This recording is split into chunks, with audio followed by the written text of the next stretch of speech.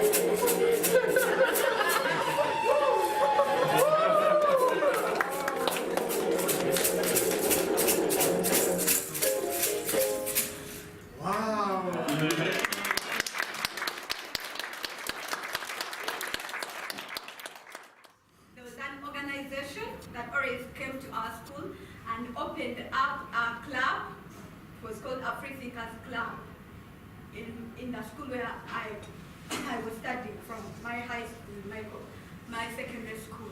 So this organization was called the Humanists Association for Equity, for Leadership, Equity and Accountability. It's Halea Youth Support Center. So they used to come at the school where I studied from. It's called Grace Fellowship High School. And they opened up a Free Thinkers Club. what they did, they used to bring for us topics, various topics, on very many issues, and we used to tackle them and debate and think aloud during those sessions. We used to have those sessions twice a week, every Monday and Friday, and it helped me to develop my public speaking skills. That was just one example. So that helped me to open up my thinking skills. Then, and we also used to discuss about the existence of God, whether God is there or not. And through these discussions, I started also questioning. I started becoming skeptic about God. So I got interest and I approached the Halea Youth Support Center leaders. By then it was Mr. Kato, the chair. Then he gave me books on humanism. I started reading and enlarging my thinking, and really, I started doubting, like officially doubting, and I started exchanging conversation with my friends at school. We could say, is God really there? So they could say, hey, you're also becoming an agent, you're also becoming a devil's agent, because I'm starting to question whether God is there or not. So they would think that I'm an agent, because I'm just asking about God's existence. Because I have to believe, because I grew up in a Christian family, we have to pray in the morning and every day. So that is how I opened up my mind. I read about humanism more and get closer to Halea, because not only, it was not only the Free Thinkers Club, but they also did other projects that got me closer to them, like the projects they used to do in slums, where I used to live, teaching people about menstruation, menstrual hygiene, teaching people about how to prevent unwanted pregnancies. So this project and other projects got me interested in coming closer to Halea. Then I became a peer leader, fortunately. I started leading my friends. I was the leader. That was 2013. And then I got more love for humanism. I read. I started volunteering for Halea. Right now, I'm the director in charge of sexual and reproductive health, and we do outreaches like in slums, in villages, down in the villages. We visit various communities, talking about menstruation, for example, because menstruation is a big issue. Once girls are into their menses, they are seen as impure, unclean, not fit for the society. They use improper materials like banana leaves. Some of them, they are forced to sit on a hole. They dig a hole. There are special huts. They create a hut, a small house. That was just one example. So that helped me to open up my thinking skills. Then, and we also used to discuss about the existence of God, whether God is there or not. And through these discussions, I started also questioning. I started becoming skeptic about God. So I got interest and I approached the Halea Youth Support Center leaders. By then it was Mr. Kato, the chair. Then he gave me books on humanism. I started reading and enlarging my thinking, and really, I started doubting, like officially doubting, and I started exchanging conversation with my friends at school. We could say, is God really there? So they could say, hey, you're also becoming an agent, you're also becoming a devil's agent, because I'm starting to question whether God is there or not. So they would think that I'm an agent, because I'm just asking about God's existence. Because I have to believe, because I grew up in a Christian family, we have to pray in the morning and every day. So that is how I opened up my mind. I read about humanism more and get closer to Halea, because not only, it was not only the Free Thinkers Club, but they also did other projects that got me closer to them, like the projects they used to do in slums, where I used to live, teaching people about menstruation, menstrual hygiene, sorry, teaching people about how to prevent unwanted pregnancies. So this project and other projects got me interested in coming closer to Halea. Then I became a peer leader. Fortunately, I started leading my friends. I was the leader. That was 2013. That was 2013. And then I got more love for humanism. I read and read and read. I started volunteering for Halea. Right now, I'm the director in charge of sexual and reproductive health. And we do outreaches like in slums, in villages, down in the villages. We visit various communities talking about menstruation, for example, because menstruation is a big issue. Once girls are into their menses, they are seen as impure, unclean, not fit for the society. They use improper materials like banana leaves. Some of them, they are forced to sit on a hole. They dig a hole, there are special huts. They create a hut, a small house,